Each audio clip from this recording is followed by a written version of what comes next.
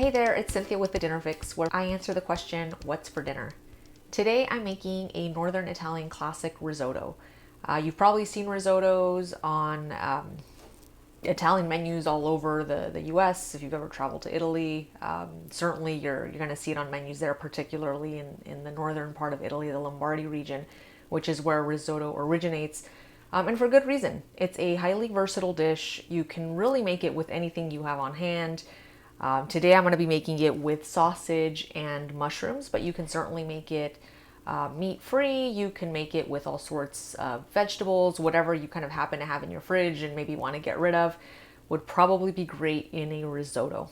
So let's go ahead and get started. Now, the first thing I want to do is I'm going to warm up not in that pot, in this pot. I'm going to be warming up the broth that we're going to be using to cook our risotto in. So risotto has this creamy consistency that comes from slow cooking arborio rice or any other kind of short grain rice that's high in starch, slowly, gradually incorporating liquid into it to achieve like a creamy consistency. So we want to have the broth warmed up because we're going to be adding it gradually into the risotto as it cooks. And if we're adding cold broth, we're in essence decreasing the temperature and extending the cook time, which is not something we want to do. As it is, arborio does take a little long to cook. Again, not a difficult dish to make, but it does take a little bit of time to make it. First thing I'm going to be doing while I wait for that broth to warm up, and I'm just warming that over like a medium heat, is I'm going to be chopping up some onion. I'm going to need, for the portion that I'm making today, 1/3 cup. Traditionally, risotto is a first course. However, I'm going to be serving it as a main course today. And this portion should feed about 2 as a main course. So I'm going to need 1/3 cup of just finely chopped onion.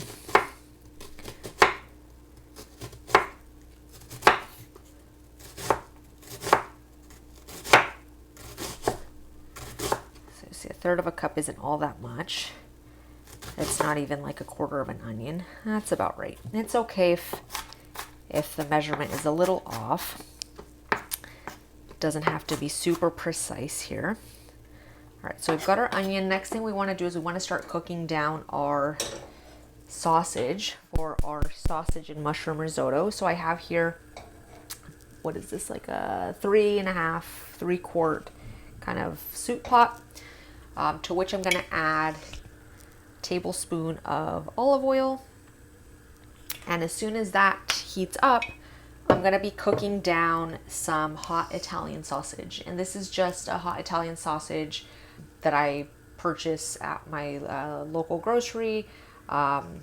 Use whatever, hot Italian sausage you like. If you've got like an Italian deli or meat market that sells really good sausage, by all means get it there. I particularly like the one that they sell at my local grocery store. So I'm going to use that. Spoon here. All right, so as you can see, I've removed the casing. It's really just the meat at this point. I'm going to go ahead at this point and just add that to our oil. It's going to start to sizzle. And we're just going to break this up. And we're going to let this cook until it starts to kind of crisp up, and that's going to take about 5 minutes. All right, so while that continues to cook, I'm going to prepare my onion, or not my onion, I already prepared the onion, my mushrooms. So I have here, these are just some button mushrooms. I purchased these pre-sliced just because that's what I could find at the store, but certainly you could buy just whole mushrooms here. I've gone ahead and rinsed these. I'm just going to give them a coarse chop.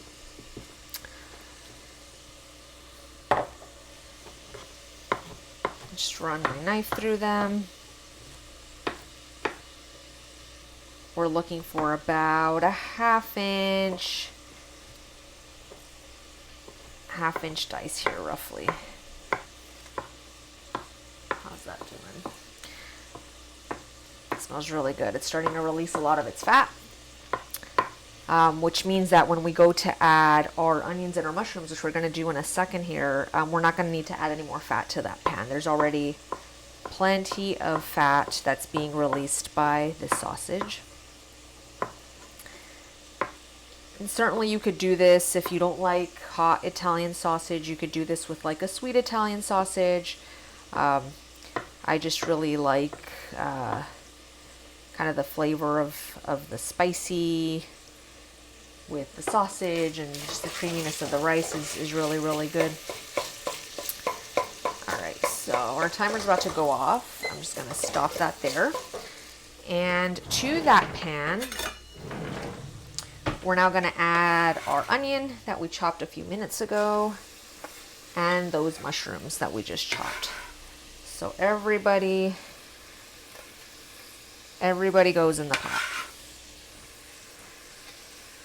Okay, and we're just gonna cook this until the vegetables have released their water. They are tender, they're starting to brown.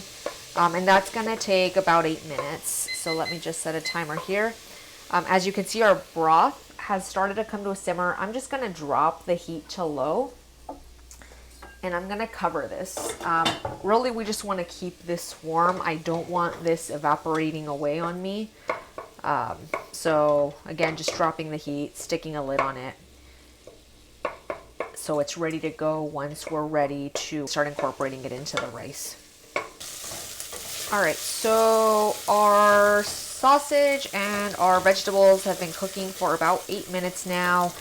As you can see, they've kind of reduced in volume. The mushrooms and the onions have pretty much released all of their water, and that's evaporated out. So with the exception of some of the residual fat from the sausage, this pan is pretty dry. You will also see that there is a bit of a fond that's starting to form on the bottom of the pan. So I'm just kind of scraping that as this has been cooking. Definitely keeping an eye on this. It's not something you can just kind of leave here for 8 minutes and walk away and say like, oh yeah, I'm just gonna come back and check on that later, because you're just gonna have like a burnt mess most likely. So anyway, our vegetables are tender. They're right where I want them. At this point, I'm going to add our arborio rice. Now, if you can't find arborio rice, you can certainly use another short grain type of rice. Again, what's really important is that it's a rice that has a high starch content, because that is what is going to give us that creamy texture that risotto is known for, that you're just not going to get like if you were to make this with like, you know, a long grain rice. It's just, there isn't enough starch in long grain rice or a brown rice to get the signature creaminess that we're looking for from risotto. So to this, we're going to add a little bit of kosher salt. I'm going to add a few cracks of freshly cracked black pepper. I always use freshly cracked black pepper. You just get so much more flavor out of it. It really does make a difference. Just going to give this a stir. This is starting to stick on me. So we're going to add here a little bit of dry white wine. I'm using a Chardonnay because it's just what I had on hand. But again, you can use any dry white wine. If you don't want to cook with wine, you don't keep it in the house, or you just don't want to cook with it, you can certainly add some broth there. It will change the flavor profile a little bit, because wine does help enhance some of the flavors that are going on in this risotto. All right, so what I want to do is I just want to kind of continue to stir this until the pan is pretty much dry and that wine has been absorbed by the rice. So we're just about there. And then this is where the arm workout comes in. So if you skipped arm day at the gym today, as I did, this is where you're going to compensate for that. Because we're going to spend the next, about 30 minutes slowly incorporating this broth into our rice. So we're going to add, it's about a half cupful, a ladleful, and you're just going to stir. And you are going to stir this constantly, again, for the next half hour. So if you've got a friend over for dinner, make them do this by all means. Put them to work. You know, they always come over and say, hey, is there anything I can help you with? Yes. You can have them stir the risotto, or you can take turns. So you're just going to stir this until that broth has been absorbed by the rice. So as you can see here, the pan is just about dry. You don't see any kind of residual liquid in there. So we're going to add another ladleful. You really don't want to rush. You really want to take the time to incorporate every ladleful of broth fully into the risotto before you continue to add more broth. Otherwise, you're just not going to get that creamy consistency that you're looking for. You're not going to have risotto. You're just going to have like rice cooked in broth. And we're not going to all this trouble to make rice cooked in broth. We're doing it to make risotto. So you'll see it's going to plump up significantly. It's going to be, you know, chewy on the outside, certainly tender on the outside, but it's going to still have a little bit of bite. I'm going to keep stirring. I've set a timer for 30 minutes, and I will see you on the other side of that half hour. Our rice has been cooking for 25 minutes, just over 25 minutes. I'm going to go ahead and take a taste test because I don't want to overcook this. It does take about 25 to 30 minutes to cook. Yeah, that's going to need another 5 minutes. So I'm just going to continue to stir and incorporate what's left of this broth, which at this point isn't all that much. But again, I just wanted to make sure that I didn't overcook this because it's a little hard to go back once it's been overcooked. But if it needs a little more cooking time, certainly you can continue to cook. That little mound of rice that we started with has pretty much quadrupled in size at this point because it's absorbed all of that liquid that we've been gradually adding. It's very creamy looking. It almost looks like a really thick oatmeal or like a porridge, which is exactly what you want in risotto. When you're making rice, right, you're kind of told to, like, you add the broth, you cover it, you leave it the hell alone because you don't want it to get starchy. But that's kind of what we're looking for here. So we've got a couple minutes left on our timer. And this is still a little thick. Let's see. So once you start getting to this point, it becomes a little harder to distinguish when it's time to add broth and when you shouldn't. So you can just kind of cut your spoon through the pot like this, and you'll see that it's pretty much dry. There isn't like liquid kind of oozing out of the rice, so that tells me it's okay to add another ladleful.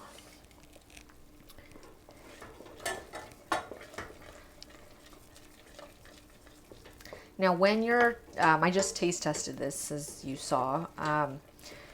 The way you know risotto is done is it's a lot like when you cook pasta. And if you've ever cooked pasta, you're looking for it to be al dente. So that means it's tender, it's chewy on the outside, but when you bite into it, there's still a little bit of a bite. You don't want it to be mushy and like soft all the way through. That is an overcooked risotto. So when I tasted it, it was still a little too hard on the inside, which is why I'm just going to give it the full 30 minutes and not pull it off at 25. Though at this point we've got seconds left, and my arm, actually my shoulder is like killing me at this point. But I guess that just means I got to do a little more lifting at the gym or make more risotto. I think I'd rather make more risotto. All right, 30 minutes. All right, let's give this another taste. Be really careful. This is obviously very hot. Perfect. Perfect, perfect, perfect. All right, so I've turned off the heat. Now, I'm not ready to plate this quite yet. Just about there. I'm just going to clamp a lid on that. I'm actually going to remove that from the heat for a second. I have here some parsley. I'll return to the cutting board. Just have some parsley that I'm going to coarsely chop. We're just going to stir that in. It's gonna, you know, give it some flavor, some color. It's gonna make what would otherwise look like a kind of dreary, although delicious looking risotto. It's gonna kind of brighten it up. Give it new life, if you will. So I just want to mince this so it's nice and finely chopped.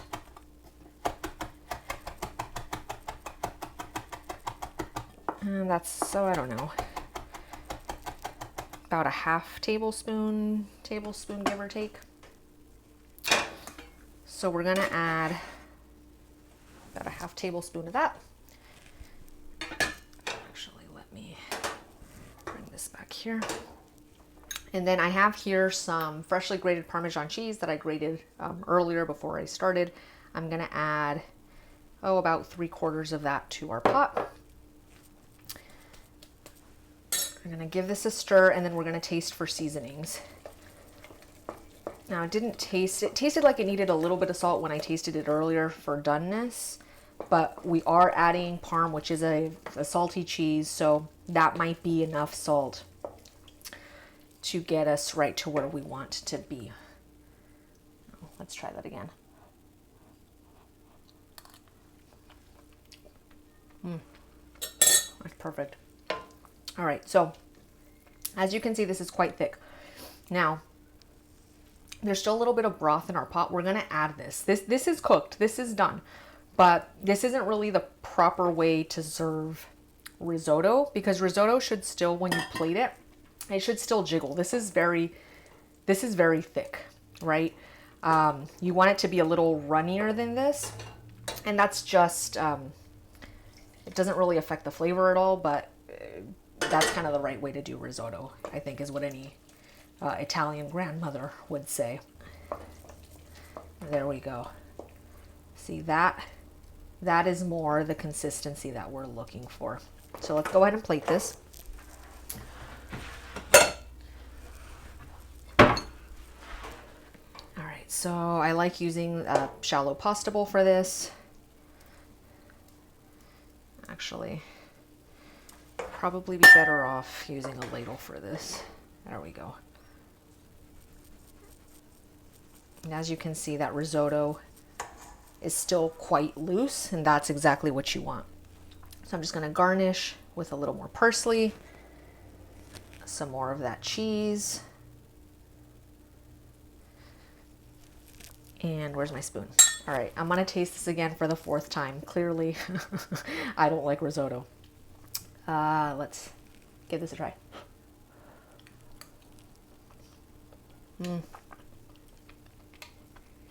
Y'all need to make this. You get like obviously the creaminess just from the risotto, the cheese as it's kind of melted in. You get like a pop of brightness from the parsley. The mushrooms are certainly lending some umami to this. Absolutely delicious. Really simple to make. Great arm workout. I encourage you to make it at home. Thank you for tuning in, and we'll see you next time. Enjoy.